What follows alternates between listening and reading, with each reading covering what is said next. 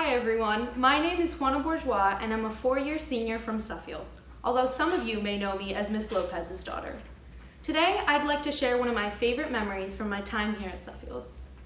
As a nervous freshman coming into a brand new environment, I was not pleased to hear that my schedule didn't allow space for me to take a photography class, a class that I was so looking forward to all summer.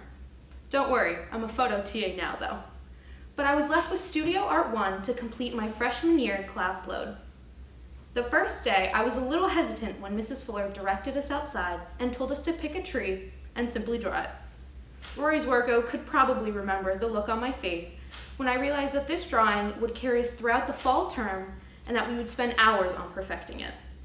As I sat on the ground outside by Bell Hill each E-period, I used this opportunity to branch out and use this creative outlet. The longer we spent outside as a class, the closer I grew to my peers. Rory's Worko, Bridget Laurie, Neil Budge, and I quickly became close friends. As the school year progressed, I noticed myself getting excited for each period each day. The four of us sat at the second table and took turns making a lot of trips to the snack bar. Due to our very different personalities, the idea of us not crossing paths would not have been uncommon had we not been introduced in the class. With that in mind, the dynamic was definitely something unique, but it worked. Let me set the scene of a typical long E-period. I would always get to class a few minutes early and start to set up our materials. Bridget and Rory would soon follow after, coming from their math class, which I heard a lot about that year. The last member, Neil, would always arrive a few minutes late with a bagel in one hand and a Nantucket nectar in the other. After a quick introduction from Mrs. Fuller, we would get to work. I wouldn't have called our bunch particularly creative, or at least through drawings, but we got our work done. We definitely tried our best, even when it seemed like all hope was lost with our projects. Through it all, Mrs. Fuller was always our biggest cheerleader, even when Neil would draw basic stick figures. To all of the new students this year, I am so sorry you didn't have the opportunity to meet this incredible lady, but I do hope that one day you will. She always saw the absolute best in us, and her colorful outfits always put a smile on our faces. To this day, the four of us remain close friends. These memories that we made will always stay with me, and I can confidently say that I consider Studio Art 1 to be the highlight of my freshman year. As I look back on my Suffield experience, I am so thankful for the relationships that I have made with my peers and with my teachers, both in and out of the classroom. Thank you.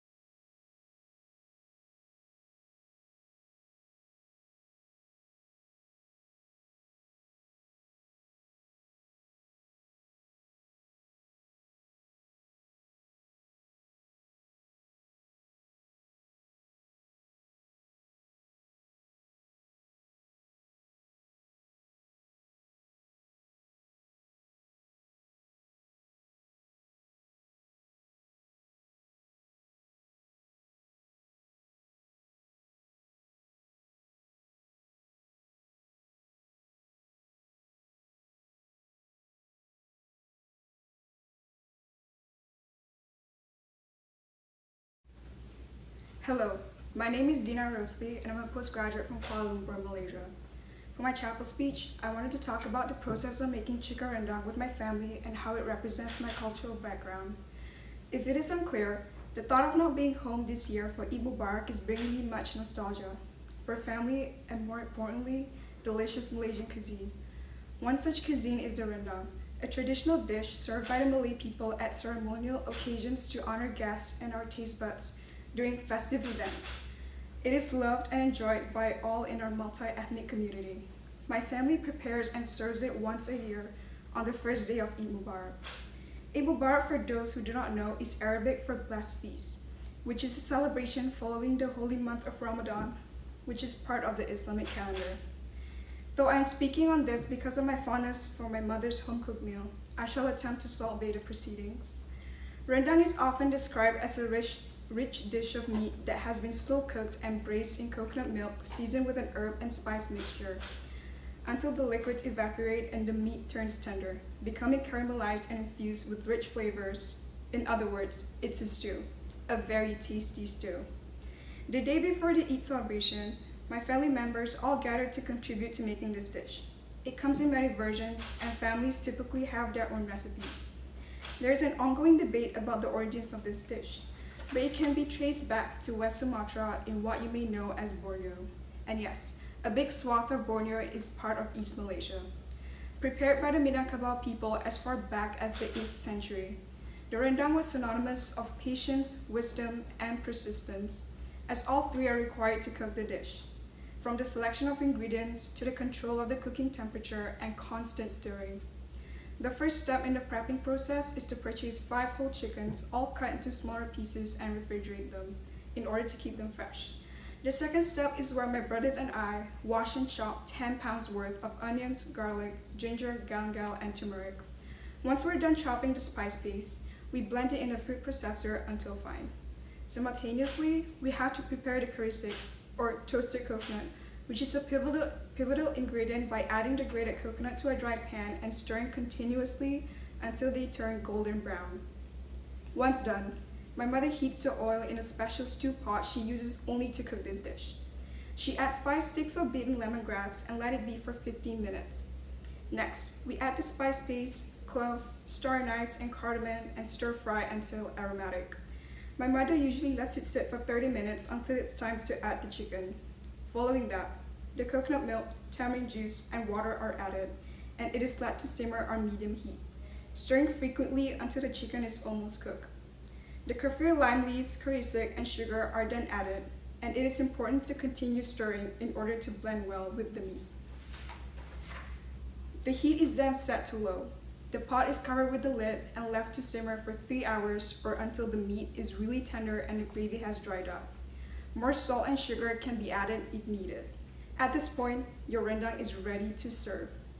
While all the prepping is going on, music will be blasting in the kitchen and we'll have a concert session while the rendang simmers and fills the house with aroma of deliciousness. The rendang requires constant stirring, therefore, my family takes turns to stir it. This strenuous process forces my family to stay in the same space together for a long time. As with many family gatherings, my brothers and I have the opportunity to hear stories from our parents' past for the 100th time and act as though it's the first time we've ever heard it. I never really saw the value in these types of family rituals, but now that I won't be with them on Eid Mubarak for the first time ever, it does bring with it a certain perspective. Making rendang the night of Eid Mubarak has been a tradition in my family and many others in Malaysia for as long as I know. It has taught me how patience and persistence will yield delicious results. The sharing of hardship and its spoils has undoubtedly brought my family closer. The rendang cooking process on the eve of Eid Mubarak signifies not only the Malay tradition, but also our history and heritage. It acts as an informal getaway for that have come before us to pass along their stories and its morals. Despite being sad that I will not spend Eid Mubarak with my family this year, I'm thankful that I do get to spend a little more time with my other family, those closest to me here at Southfield Academy.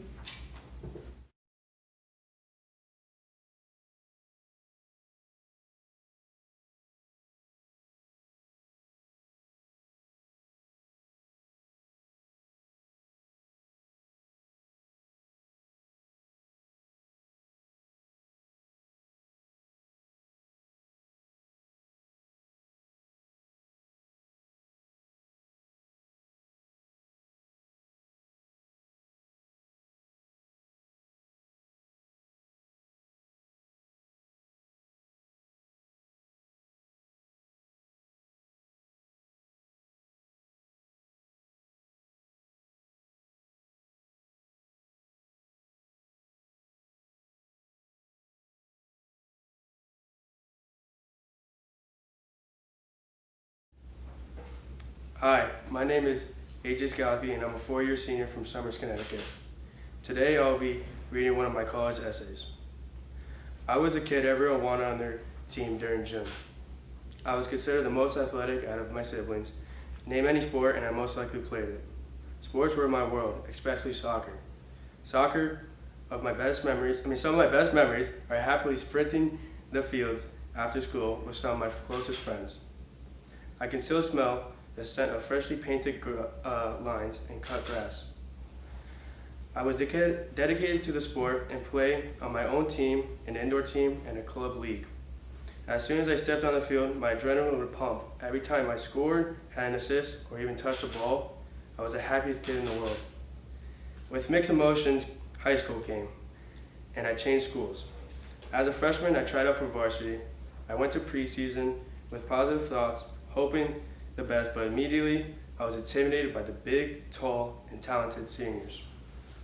Tryouts were long and tiring, but I just fell in love with being on the field. Sadly, I did not make the varsity team.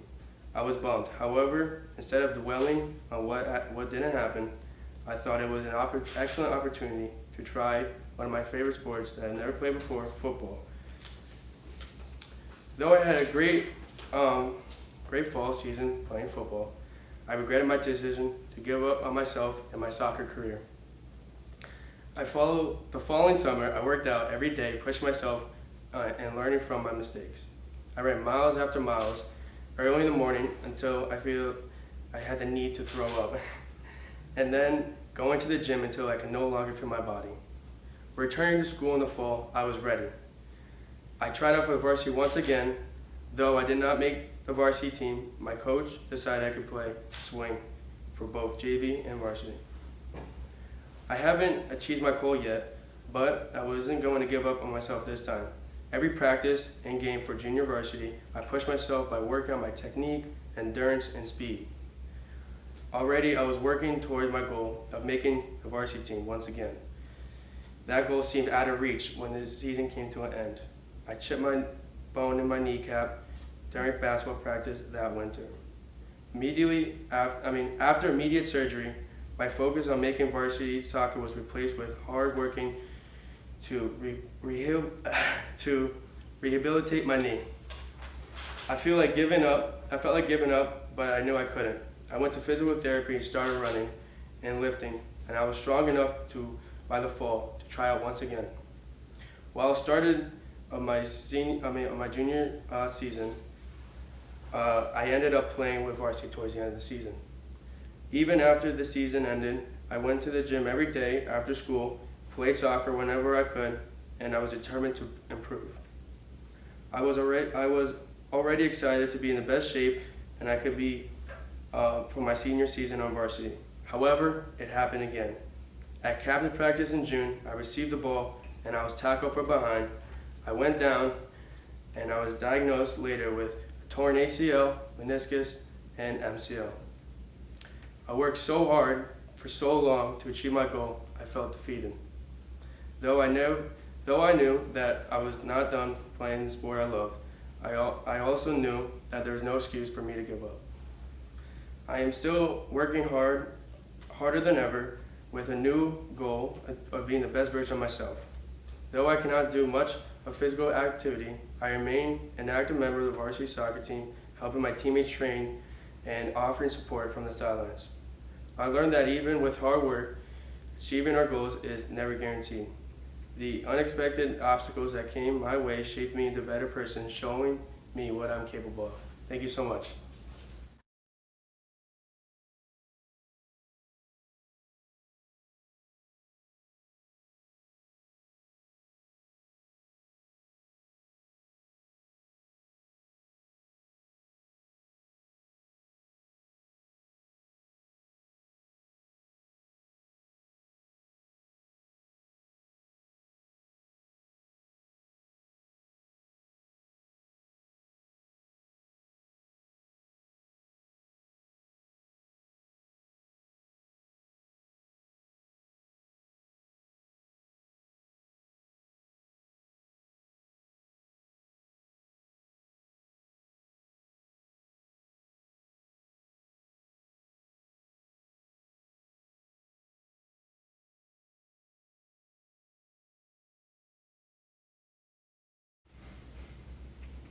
Good. Okay. All right. Hi. I'm Blomm. I'm a 3-year senior from Caracas, Venezuela, and I'm going to talk about soccer and what it's meant for me and just throughout my life. Since I can remember, soccer has been my passion. When I was younger, I made friends through the sport, not only playing it and watching it, but talking about it too. Back home in Venezuela, soccer is a culture. It is a very popular sport that almost everyone watches and plays. Soccer is very significant to me because of the way it has shaped me into the person I am today. I enjoy watching it, and I know the game very well. I love playing it, and I play the video game FIFA frequently, which is a soccer video game. I've played games with actual teams, such as like my school team back home or here on the varsity team. And I've also played informal games with my friends. And that's something I really like about soccer. It's something you can play pretty easily. And with my old school team back home in Venezuela, the team actually reached the finals of our conference twice, which is a great achievement. And with the Suffield varsity team, we were able to reach the playoffs last year, which was also a great achievement for us. These achievements have meant a lot to me because they have built my confidence while developing a sense of sportsmanship. Nonetheless, I have had major setbacks in my years playing a sport. I got rejected by a club team 5 years ago in Venezuela, but that didn't stop me from keep playing. 3 years ago, I tore my ACL in a game, and I was out for months, which affected me negatively, both academically and mentally. I've learned a lot about myself through my achievements, but more importantly, through my setbacks. The setbacks have allowed me to recognize how determined and passionate I can be. After each setback, I was able to bounce back and come back even stronger. With this, I also learned how resilient I am. Throughout my life, one of the biggest things soccer has taught me is how to coordinate and work with other people to reach a common goal. It is a tool that I have used outside of the field almost every day. When I was 13 years old, I attended the Canton Vine Soccer Academy in Germany. I met people there from all around the world with one common interest, soccer. I quickly realized how independent these guys were. This was something I lacked growing up in Venezuela due to the country's political circumstances. I was limited to the things I could do growing up for safety and security purposes. The other players and I lived in a house in Germany in the academy. We lived in a house with no adults, and the kids who had been living there before they set a pretty good example for me. Most of them were older kids, and they set a really good example through kind of their independence and just their way of living. They were really responsible people, and they really helped me become more independent during this time. I was only 13 or 14, and it was really helpful. It was a really helpful experience, and for example, I had to buy and make my food for the first time, which was definitely, it was something. I had to wake up by myself and clean up after myself always, which definitely was something too. This excelled my responsibility and discipline because I had to do all of this alone, pretty much for the first time in my life. And this experience made me mature incredibly, and overall made me grow as a person. Thank you for listening.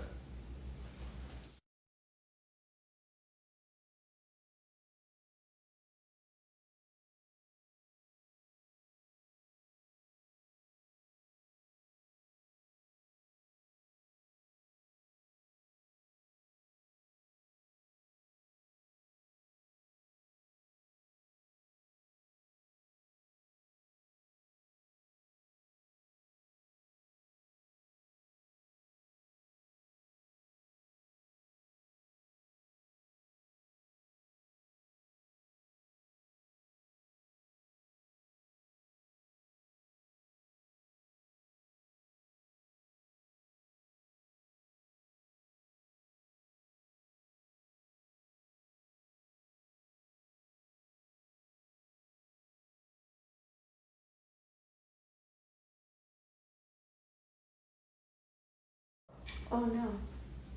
Hello, Suffield. My name is Bruce Zhang, a four-year senior from Beijing, China. Over the past 4 years, I've achieved goals, enjoyed happiness, and experienced love in this tight community. So today, I want to share the most meaningful experience for me in Suffield, which is becoming a varsity soccer player. Most people would not see much glamour in playing on the third soccer team, the level below GV that school offer because sports are required and they cannot turn anyone away. But for me, having never played soccer except for casual dribbling and shooting on the playground with no goal in Beijing, it was an exciting opportunity to grow. Growing up in China, parents do not value sports, and I struggled to get my parents' permission to play soccer. So as soon as I came to Suffield Academy, I immediately started to kick around soccer balls.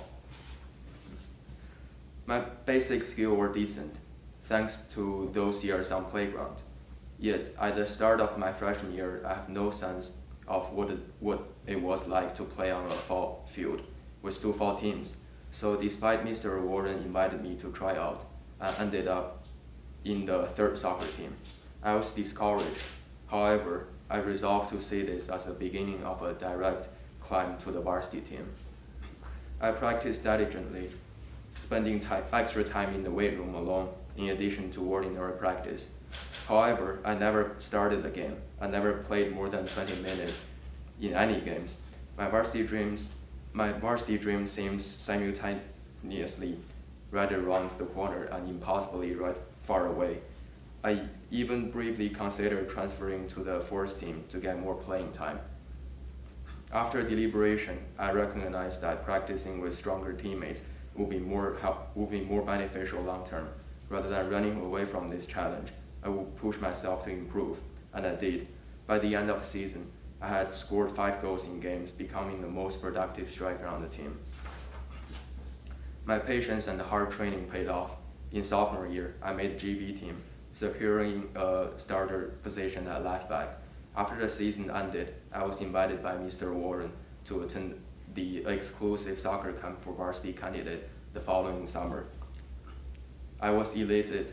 My goal of making varsity was so close. In the first practice of the camp, I stepped on a divot in the turf, twisted my leg, and tore my ACL. I returned to China, had surgery on my knee, and began grueling 12 months recovery. Despite the physical pain of the therapy and the emotion pain of watching the soccer season pass by while I sat on the bench with my crutches at my side, my ambition never faded. I had resolved to do everything necessary to recover on time and make the varsity my senior year. In the first 6 weeks, I completed over 20,000 straight leg races, strictly following every instruction from my doctor and my trainer. I did physical therapy through the fall into the spring. When COVID-19 caused our campus to shut down, I stayed at school until the semester ended, living with Mr. Booth and continuing my rehab on the soccer field alone while the training room was closed. Months after months, I spent at least 12 hours per week doing rehab. When I was able to run again, I resumed soccer drills. Torn ACL, pandemic, summer heat, I pressed ahead no matter the condition. If anything, training in harsh environments actually increased my sense of accomplishment. I began to feel capable of conquering every obstacle that was thrown at me. When Mr. Warren invited me to try out for varsity again this fall, I was ready, mentally and physically. I made the team. I expected a rush of emotions, accomplishment, and pride when I heard the news, but I simply felt content. The accomplishment had already happened. Making varsity was just a confirmation of everything I had already achieved. Despite everything that happened, I had never stopped believing I could reach my goal. This made me realize something surprising. Despite external difficulties or my own weakness, I can summon immense determination to achieve the things I care about. Thus, despite the pain and frustration, I'm grateful to have gone through this experience.